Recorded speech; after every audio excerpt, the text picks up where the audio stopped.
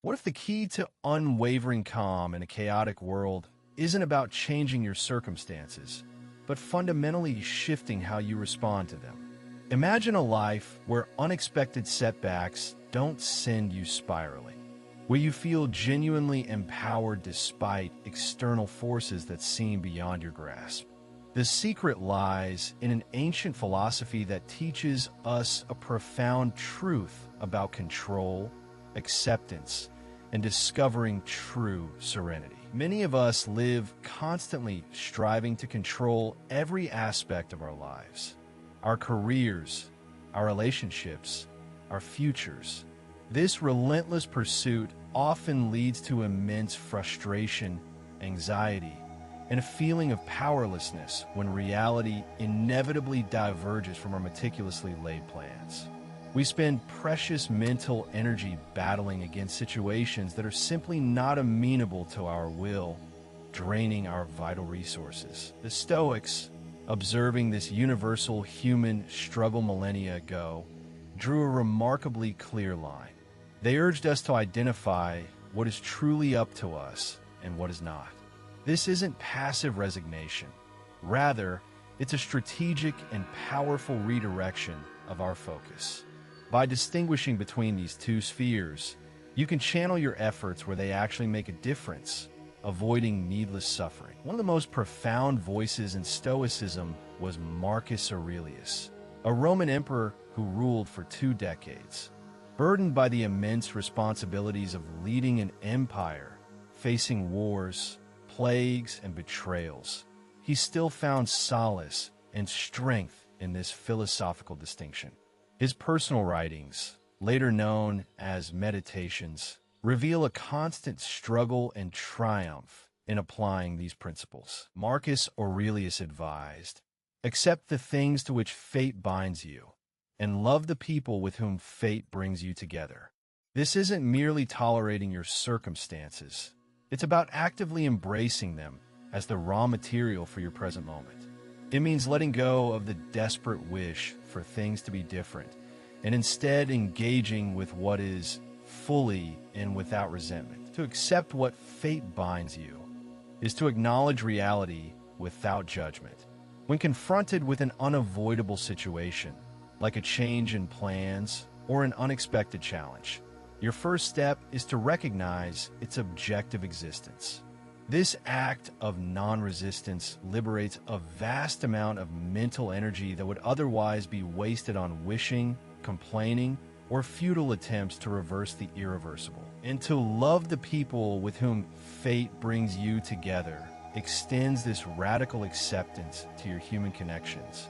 It encourages you to find value, understanding, and connection in your immediate circle, even with their imperfections and complexities. Rather than striving for an ideal, accept and cherish the reality of your relationships, fostering deeper empathy and reducing interpersonal friction. Building on Marcus Aurelius' wisdom, the next layer of Stoic practice involves actively engaging with what happens in your life. It's about leveraging the power you do possess, your internal faculties, to shape your experience, regardless of external circumstances. This requires a conscious and consistent effort to direct your attention and your will towards productive internal responses. Another titan of Stoic thought was Epictetus, whose life story itself embodies this principle. Born into slavery and later freed, he taught philosophy while physically disabled. His teachings powerfully illustrate how true freedom and happiness are not found in external conditions, but entirely within our internal state and our capacity to choose our responses to life. Epictetus' profound teaching is beautifully concise. Make the best use of what is in your power and take the rest as it happens. This isn't a call for indifference. Rather, it's an invitation to cultivate a profound wisdom in directing your effort.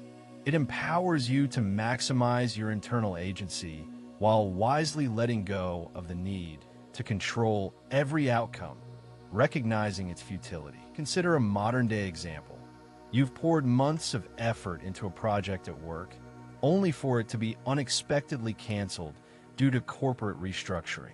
Most people would react with intense frustration, anger, or even a sense of betrayal. This consumed energy often leads to unproductive rumination, self-pity, or lashing out, further deepening their negative experience. Applying Epictetus' wisdom, you'd ask, what is truly in my power here? The project cancellation is not. However, your reaction to it certainly is. You can choose your attitude, your determination to learn from the experience, or your proactive effort to find new projects or opportunities within the company. This shift reclaims your agency from the external event. Then comes the second part. Take the rest as it happens. This means releasing the need to control the outcome of your new efforts. You apply for a different role, you network, you prepare diligently, all within your power. But you cannot force a specific hiring manager to select you or guarantee the success of a new venture. That is the rest beyond your direct control. By embracing this approach, you free yourself to focus entirely on giving your best effort without the mental burden of trying to manipulate unmanageable variables. You remain proactive and engaged, yet mentally flexible and resilient, ready to adapt to whatever opportunities or challenges arise.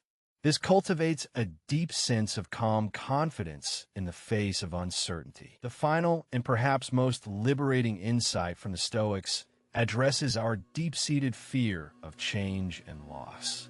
From the smallest daily disruptions to monumental life transitions, we often resist endings and transformations, viewing them as negative interruptions or painful separations.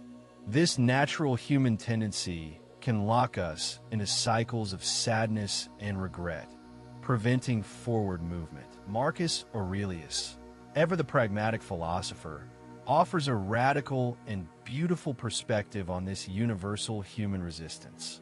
He invites us not just to tolerate change, but to actively reframe our fundamental understanding of loss and transformation entirely, shifting it from something to dread into something to welcome, even to celebrate. He tells us, with profound simplicity, that loss is nothing else but change, and change is nature's delight.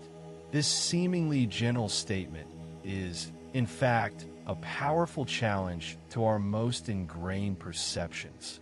It asks us to see every ending not as an absence, but as a dynamic shift, an inherent part of the unfolding process of existence itself. Consider the natural world around you.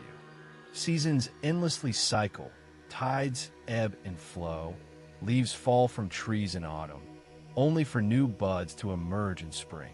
Nature doesn't lament loss or resist transformation. It embraces this continuous cycle as essential for renewal, growth, and a vibrant continuation of life. It finds delight in this constant, flowing movement. To apply this daily, start by observing small changes in your routine or environment without immediate judgment. Your morning commute takes a different route. Your plans for the evening shift unexpectedly. See these as neutral events, not personal affronts or inconveniences. Practice viewing them as simply change, a natural occurrence, rather than something negative to resist. When faced with bigger changes, perhaps a friendship evolving, a job coming to an end, or a life stage closing, consciously seek out the delight or opportunity within the transformation. What new possibilities are emerging that you might not have seen before? What lessons are being learned? What growth is being fostered through this very process of letting go? Practice mindful acceptance exercises. When you feel that familiar tug of resistance to change, consciously name what you can control about the situation. Then, deliberately redirect your energy to what you can. Your response, your adaptability, your open mind to new beginnings.